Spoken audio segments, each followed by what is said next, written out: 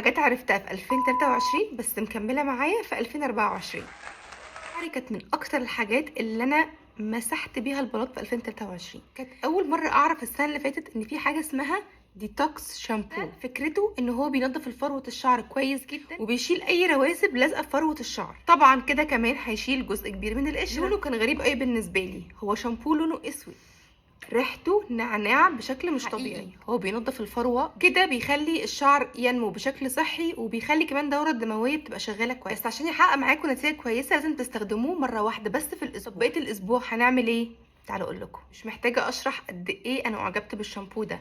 بقيه الاسبوع بنستخدم السترينثينج شامبو. الشامبو ده بيساعد ان الشعرايه انها تتقل وبالتالي تدي كثافه اكتر للشعر. عشان بقى شعرك يبقى مترطب كويس انا بحب استخدم الكونديشنر، مش كل مره بغسل فيها شعري بصراحه، بس بستخدم كل مرتين او كل تالتة كده بحط على الاطراف كونديشننج.